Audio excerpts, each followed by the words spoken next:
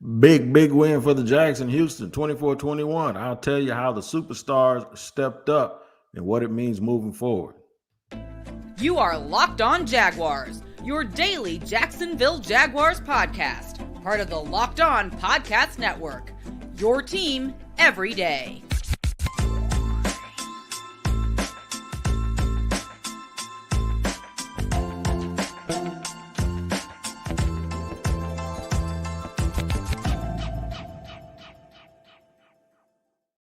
Hey, what up, y'all? Welcome to another POSTCAST edition of Locked On Jaguars. I am Tony Wiggins, and I'm the host of the Locked On Jaguars podcast, where it's your team every day, and we thank you for making us your first listen. A quick reminder to those on YouTube, make sure you go to subscribe to our YouTube page. That is Locked On Jaguars. Make sure you hit the subscribe button, the like button, and the bell so that you receive notifications each and every time we drop an episode. And then wherever you listen to your audio podcast, make sure you tap in every single day so you don't miss an episode. Shout out to the everydayers that join the show. We're going to have a little bit of fun today because everydayers know how much I wanted the Jaguars to win this game and why. So let's get down to it. Here's what we're going to cover. First segment, talk about Trevor Lawrence and Josh Allen, right? Talk about them both. Second segment, it's only 2 segments in a postcast. Jags are 8-3 after their win today and what that means moving forward. I want to talk about number 16, though, first, man. I'm proud of him. I'm proud of him because he plays quarterback for the team in the city that I love so much. And I'm always one of those guys that want to know how you respond when somebody pokes you, when somebody hits you. And for weeks, what we have heard, by the way, the Jags won the game 24-21. All right, we'll get to that. But for weeks, what we have heard is how Trevor Lawrence is overrated. He's been a disappointment. And how C.J. Stroud is all of a sudden the best quarterback in the NFL. Now, let me say this. I like C.J. Stroud. I know Jaguar fans don't want to hear that, but I have more than one job. I cover Locked On Jaguars, but I also cover Locked On NFL, and then we do a lot of draft work, right? So my opinion of C.J. Stroud was he was the best quarterback in the draft, and he really, really can spin it.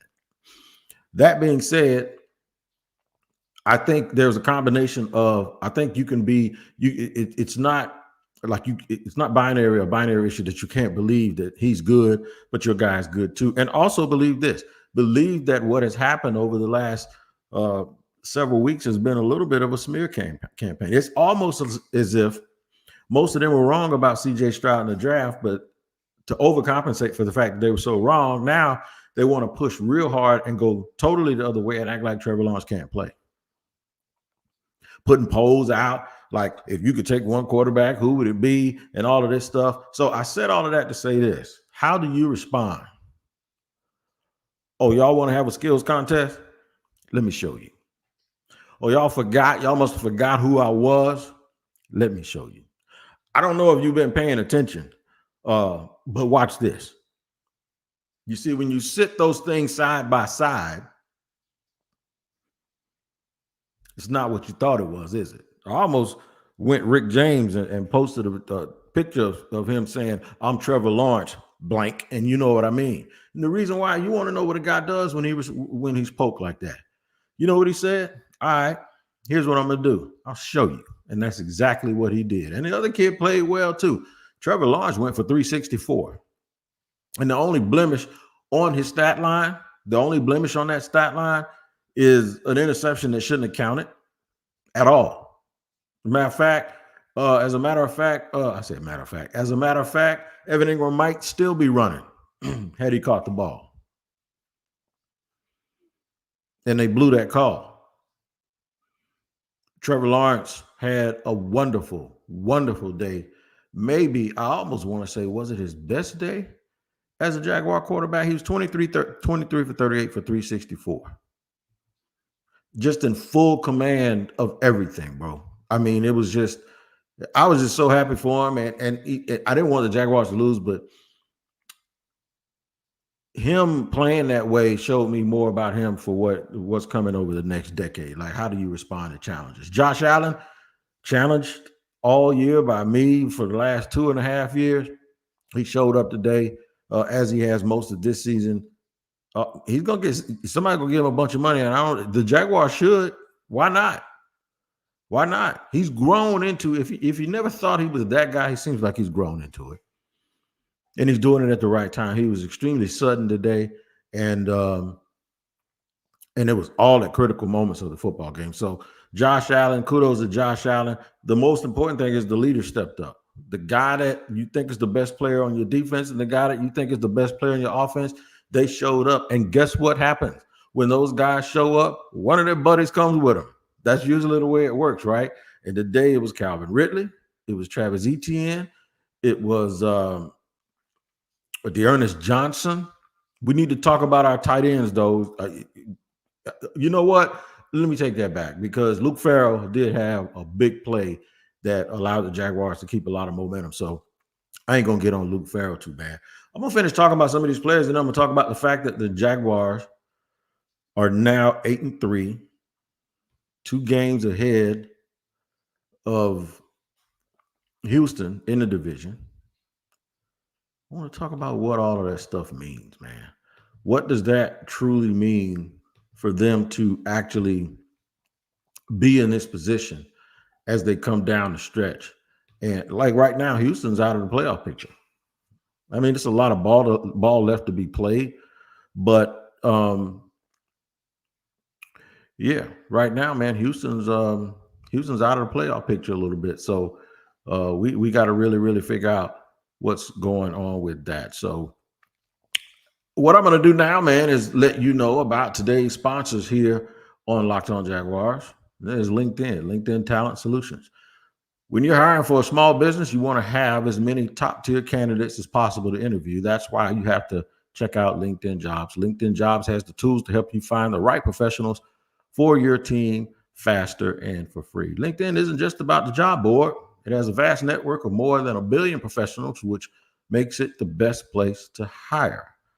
LinkedIn knows that small businesses are wearing so many hats and might not have the time or resources to hire. Post your job for free at LinkedIn.com/LockedOnNFL. That's LinkedIn.com/LockedOnNFL to post your job for free. Terms and conditions apply. To let you know also about today's sponsor, and that is our people and our sponsors over at PrizePicks, man. And let me tell you, I hope you have your PrizePicks picked. That's right. I hope you have your selections done for the 4 o'clock games that are on right now. But if you don't, there's always tomorrow, man. And there's other sports that you can get involved with, because PrizePicks is the largest daily fantasy sports platform in North America. That's right. All you got to do, you pick between 2 and 6 player stat projections, and you go more than or less than. And if you get them right, guess what? You get a chance to win some Skrilla. All you got to do is download the PrizePicks app. That's right. Download the PrizePicks app and enter the promo code LockedOnNFL, right? For a first deposit match up to $100. Go to PrizePicks.com/LockedOnNFL or use the code LockedOnNFL for a first deposit match up to $100.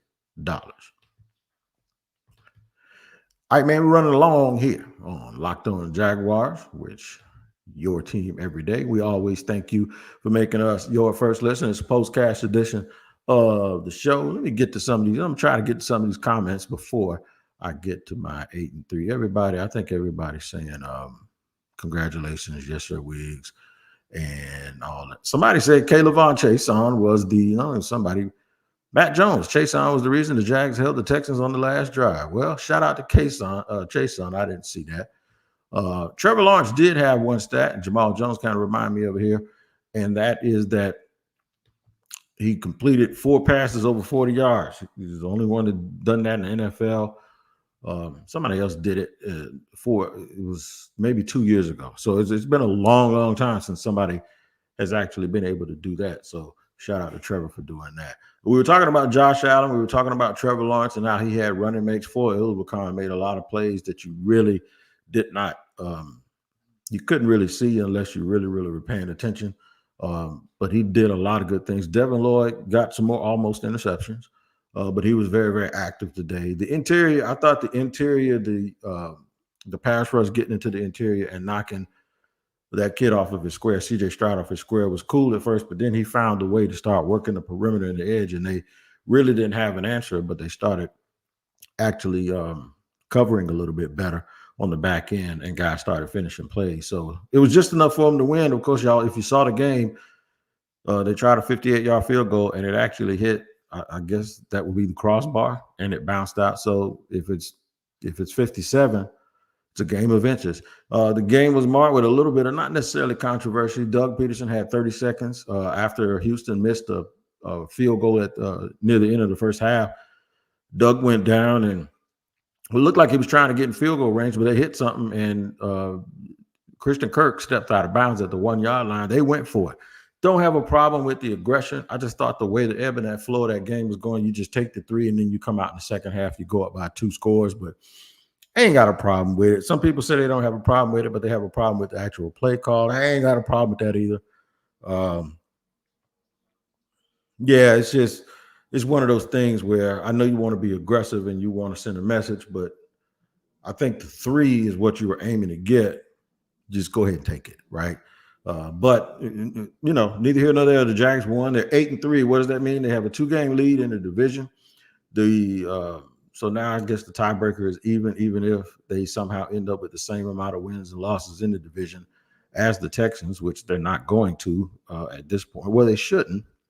But 2 games, there's 6 regular season games left. And as long as the Jaguars don't end up with the same record as the Houston Texans, they're going to win the AFC South. So that's a good thing. That means they'll probably more than likely host a playoff game, at least in the first round. But this also means they're only 1 game behind the Chiefs. Technically, they're 2 games behind the Chiefs because the Chiefs own the tiebreaker against the Jaguars. But what if there's a 3-way tie? Miami also is 8-3. So there's a lot going on for the Jaguars. But the main thing is man, they played a pretty clean game offensively. They did. Cam Robinson did go out with an injury. Walker Little didn't have his best day. So we got to look and see moving forward how that affects the team and what they're going to do with the offensive line. But they got to get Walker Little playing a little bit better. Still don't get a whole bunch of push, but today isn't the day to go of all that. Today is the day that we're going to just talk about the fact that they went in and they won a game, and guys that needed to prove something when a lot of eyes were watching, they actually went in and proved it today. So I hope that the rhetoric surrounding Trevor Lawrence changes a little bit. Well, I guess we'll just have to see. I'm not expecting it to, but we'll just have to see. Make sure you tap in tomorrow and every single day here on the Locked On Jaguars podcast. Wherever you get your podcast, on the YouTube page or audio-wise, make sure you tap in because we will be dropping an episode every single day. I'll get with y'all tomorrow. Do what I always say do, man. Take care of each other. Jaguar fans, look yourself in the mirror today, man, and wink. 8-3, baby. The Jaguars did it. They went up, and the people who had to play well played well. Let's just see what they got to say now. But Trevor Lawrence made a statement, and I hope they talk about it. Oh, I'm still the sheriff around here. He's going to have to wait a little while. We'll see you tomorrow on Locked On Jaguars.